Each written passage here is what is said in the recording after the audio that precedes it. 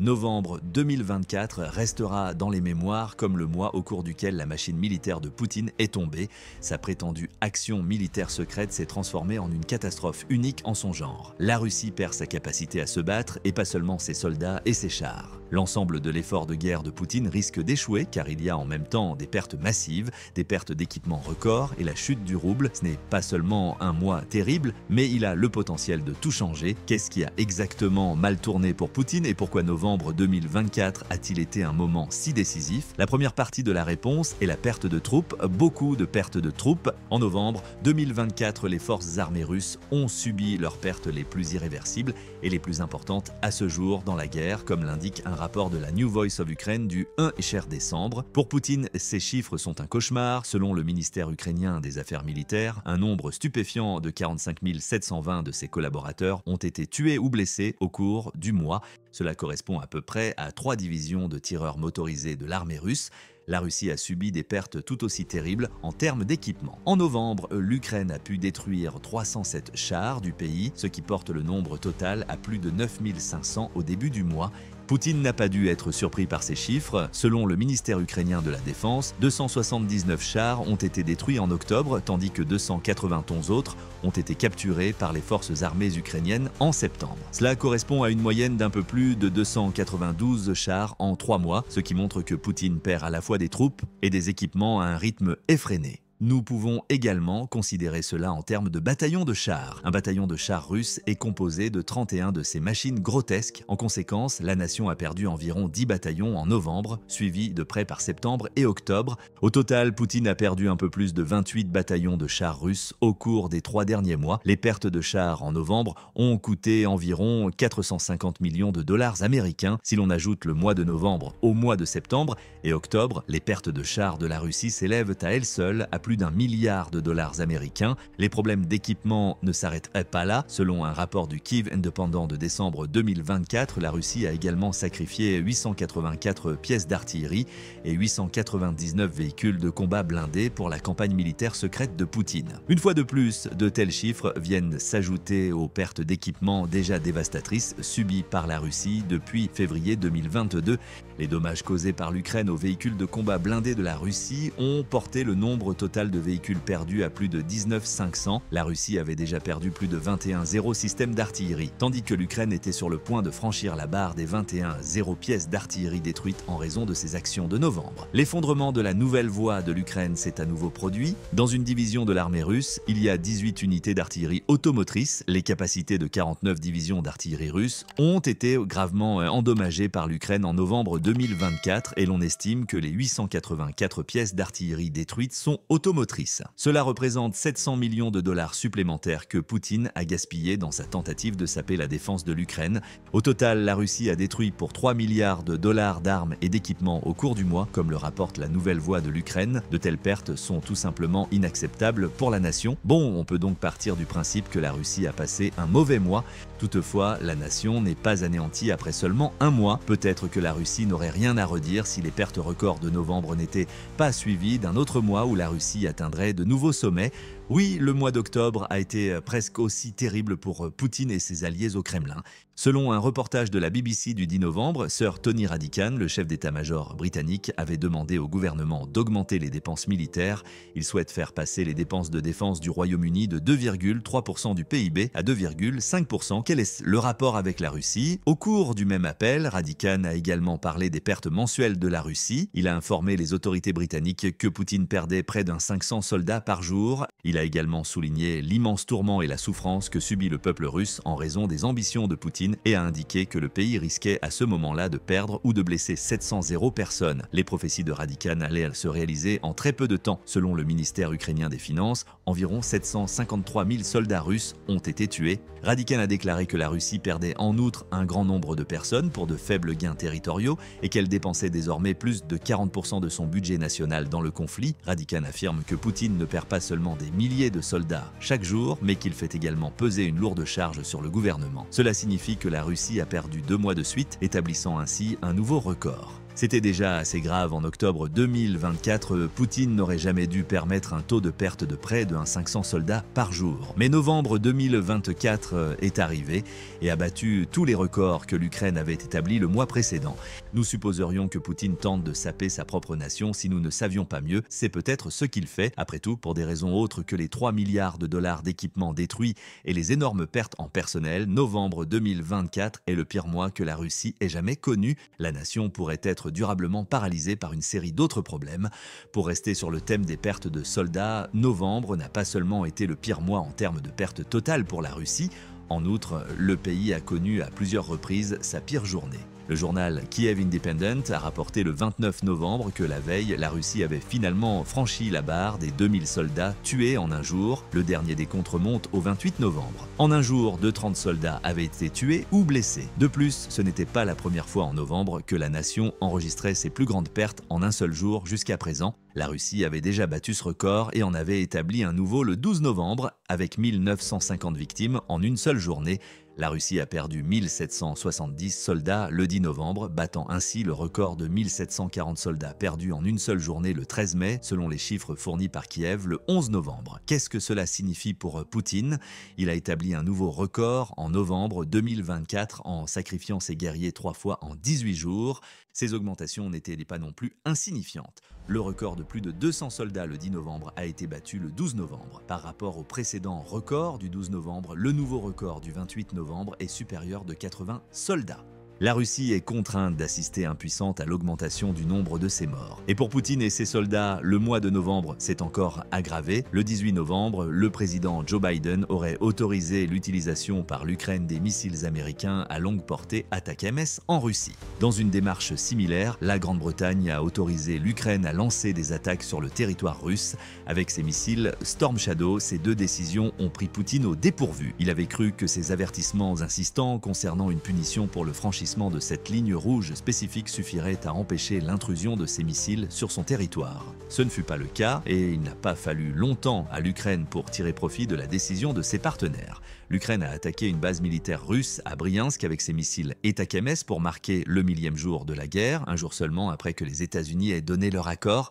L'attaque a constitué un revers logistique majeur pour la Russie puisqu'elle visait à détruire l'artillerie et les missiles qui auraient probablement trouvé leur chemin vers les troupes que Poutine avait déployées pour vaincre Koursk. Le Kremlin a également dû admettre qu'environ une semaine plus tard, l'Ukraine avait mené 2 autres attaques ATACMS contre des installations russes. Selon le ministère russe des Affaires militaires, 7 des 8 missiles tirés ont été détruits, l'un d'entre eux ayant touché la base aérienne de Koursk-Vostokny. Lors de l'autre attaque, qui visait des positions russes S-400 à Loterevka, 3 missiles auraient été tirés et 2 auraient atteint leur cible. Le Storm Shadow a également été utilisé au combat. Le 20 novembre, il a été signalé qu'un centre de commandement présumé dans le village de Marino avait été touché par des missiles britanniques. Selon le Guardian, des blogueurs de guerre russes pensent que l'Ukraine a utilisé 12 missiles Storm Shadow lors de l'attaque. Ils pensent également que certains des soldats nord-coréens que Poutine a déployés pour soutenir sa contre-offensive à Koursk ont été tués. Non seulement la Russie a perdu un nombre record de soldats en novembre, mais elle doit également s'inquiéter de l'accès de l'Ukraine à des armes qui pourraient faire encore plus de morts en décembre. La situation de Poutine pourrait-elle encore se dégrader? Il s'avère que la situation de la Russie pourrait définitivement se dégrader. En outre, le rouble a plongé dans l'abîme économique. La valeur du rouble par rapport au dollar américain s'est effondrée fin novembre. Le 27 novembre, il était tombé à 110 roubles pour $1, le niveau le plus bas depuis le début de l'opération militaire spéciale de Poutine.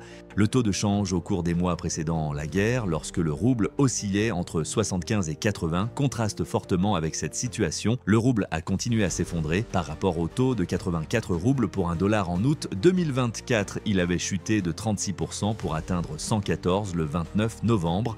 Au moment de l'enregistrement de cette vidéo, une légère reprise avait ramené le rouble sous le seuil des 110. Toutefois, Poutine n'aurait pas pu arriver à un pire moment avec le terrible taux de change de la devise. Selon Sky News, la dévaluation du rouble russe a suscité la peur au Kremlin.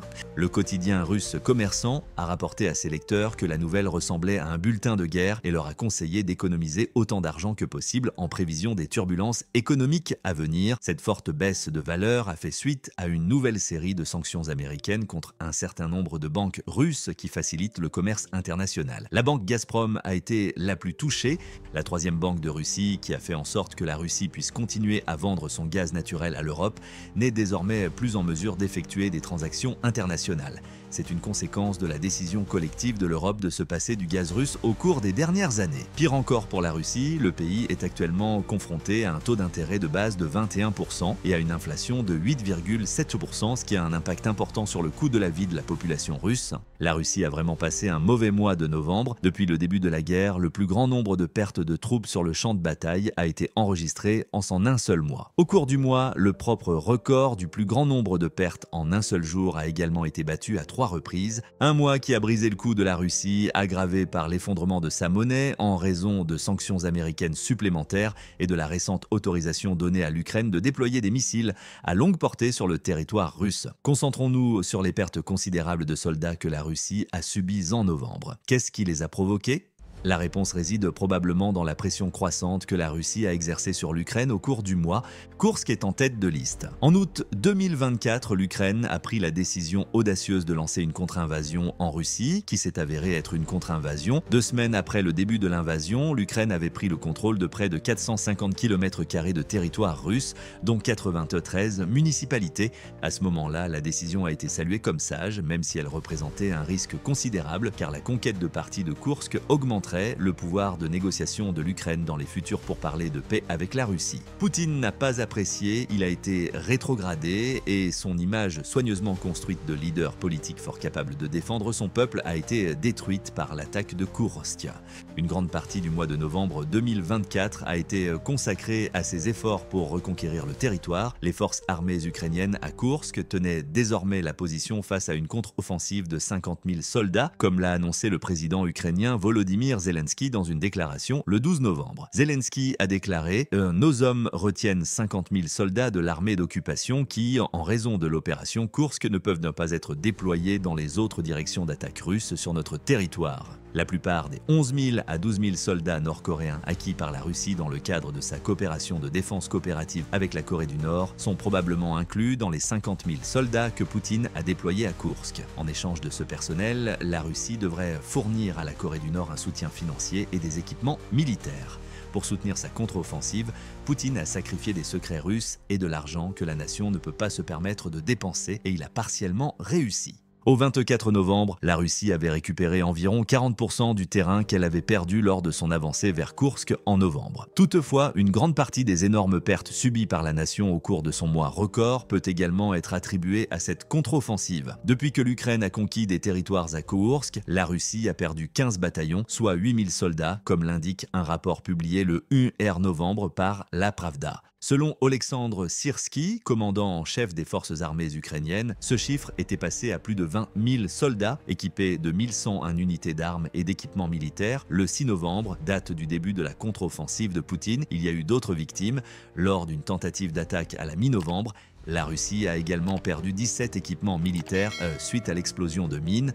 Les troupes russes ont probablement subi des pertes massives si l'on tient compte des attaques ATACMS et Storm Shadow menées par l'Ukraine dans et autour de Koursk, ainsi que de la défense du territoire conquis contre la contre-offensive de Poutine. Nous pouvons alors ajouter un élément important à cette recette. La Russie a tenté de renforcer sa position dans l'est de l'Ukraine en plus de sa contre-offensive à Koursk. Dans une certaine mesure, cela a fonctionné. Selon un article du New York Times du 30 novembre, les troupes russes ont pris au moins 10 villages au cours des 3 derniers mois et commencent maintenant à s'emparer des 2 derniers bastions ukrainiens à Donetsk. Si Velkaya, Novoselka et Kouroukova tombent, la Russie sera en mesure d'éliminer les quelques troupes ukrainiennes restantes et de reprendre finalement le contrôle de Donetsk. Le prix à payer pour cette avancée est toutefois énorme. Lors de ces avancées en novembre, la Russie a perdu un nombre étonnant de soldats dans l'est de l'Ukraine, comme l'opération Strategic Group Khortytsia, une unité de troupes terrestres que l'Ukraine a déployée dans l'est. Le mois de novembre a été marqué par d'énormes pertes, la Russie ayant déploré plus de 35 000 victimes sur nos théâtres d'opération, a déclaré le porte-parole du groupe Nazar Voloshin. Voloshin a en outre affirmé qu'en novembre, le nombre pur et simple d'attaques russes dans l'est de l'Ukraine avait augmenté. En ce qui concerne la dernière semaine de novembre, il explique « Je devrais faire remarquer que l'ennemi a mené 1156 attaques dans notre zone de responsabilité la semaine dernière ». C'est un peu plus que les 921 attaques ennemies de la semaine précédente. Ce commentaire nous permet d'en apprendre un peu plus sur la stratégie de Poutine concernant ses tentatives de conquête de Donetsk. Il a changé de stratégie et fait désormais mener des centaines d'attaques quotidiennes par de petits groupes au lieu de s'appuyer sur de grandes vagues de guerriers. Voloshin affirme que le problème réside dans le fait que la Russie déploie nombre de ces petits groupes sans véhicules blindés ou autres équipements lourds importants. Pour cette raison, ces groupes sont des cibles faciles pour l'armée ukrainienne, ce qui explique le nombre élevé de morts. Bien qu'il s'agisse d'une approche différente, la stratégie du hachoir à viande de Poutine est toujours utilisée et c'est la véritable raison des pertes records de la Russie en novembre. Même si le conflit en Ukraine se déroule actuellement sur deux fronts, Poutine et ses alliés ne sont toujours pas en mesure de changer de stratégie. Ils continuent simplement à envoyer des troupes contre les défenses ukrainiennes en espérant qu'elles finiront par écraser les positions. Lentement mais sûrement, cette stratégie porte ses fruits, mais au prix d'un 500 à 2-0 hommes par jour. Cela nous amène à la dernière question que nous allons poser dans cette vidéo. Qu'est-ce que Poutine a à gagner de ces pertes de troupes sans précédent? Premièrement, la Russie est à court de forces armées et fait pression pour un accord de paix rapide. Selon The Conversation, la Russie a du mal à trouver les troupes dont elle a besoin pour compenser ses lourdes pertes à Koursk et dans l'est de l'Ukraine. Poutine a accueilli dans son pays plus de 10 000 soldats nord-coréens qui combattent à Koursk, appuyant ainsi cette affirmation. S'il avait suffisamment de troupes pour résoudre lui-même le problème, il n'aurait pas à le faire car il serait alors redevable au président nord-coréen Kim Jong-un pour ses soldats. La Russie ne veut pas se retrouver dans cette situation. Le seul pays qui est encore plus ostracisé dans le monde que la Russie est son plus proche allié de guerre. En outre, la Russie a des problèmes plus concrets en ce qui concerne le recrutement de personnel. Selon la BBC, des rapports de l'OTAN et des autorités militaires occidentales indiquent que Poutine est en mesure de recruter environ 20 000 nouveaux soldats chaque mois. Au vu des pertes record de novembre, il convient de se rendre compte des conséquences de cette situation. Moins de la moitié des troupes dont la Russie a besoin pour compenser des pertes de l'ordre de 45 720, comme en novembre, sont recrutées. Le fait que la majorité de ces 20 000 soldats soient d'un flambant neuf chaque mois rend la situation encore plus grave pour la Russie. Certains sont peut-être des mercenaires et d'autres ont une expérience militaire, mais la majorité est inexpérimentée et sera probablement déployée sur le front quelques semaines après le recrutement où elle ne servira que de munitions pour les armes de l'Ukraine. Poutine tente de contourner ce problème. Début novembre, la Russie a modifié son système d'envoi des avis d'enrôlement. L'armée les délivre désormais en ligne et non plus par courrier. Quiconque reçoit la lettre se voit immédiatement interdire de quitter la Russie. S'il ne le fait pas, il risque de graves conséquences, y compris une peine de prison. En supposant que l'État dispose de ces documents, personne n'est à l'abri de cette méthode en Russie. La personne malchanceuse peut s'enrôler dans la conscription de Poutine en payant simplement ses impôts, en renouvelant son permis de conduire ou en faisant quelque chose d'autre lié à l'interaction avec les services de l'État. Ces stratégies ne seront pas couronnées de succès. En ce qui concerne le personnel, Poutine a déjà laissé tomber la Russie. Comme il a peur de la réaction publique que provoquerait un nouveau cycle de mobilisation, il recourt à de telles stratégies sournoises pour attirer des recrues supplémentaires. En termes simples, la Russie perd plus de soldats que jamais et manque de personnes à envoyer au front. En novembre 2024, la Russie a peut-être récupéré 40% des terres perdues à Koursk et réalisé des gains importants dans l'est de l'Ukraine. Mais c'est aussi le mois où la plupart de ces hommes ont été tués ou perdus au combat. La capacité de Poutine à poursuivre ses violentes attaques contre les bastions ukrainiens pourrait arriver à son terme, surtout si elle est combinée à la dévaluation du rouble et à la capacité récemment acquise par l'Ukraine de tirer des missiles à longue portée contre la Russie. Que pensez-vous toutefois des défaites de la Russie en novembre 2024? Poutine sera-t-il en mesure de fournir plus de personnel et d'équipement à son armée en difficulté? Ou le chef d'État russe attend-il simplement le lancement du plan de paix de Donald Trump pour mettre fin à son opération militaire spéciale et annoncer une sorte de victoire? Nous vous remercions d'avoir visionné ce film. N'hésitez pas à nous faire part de votre avis dans la zone de commentaires ci-dessous.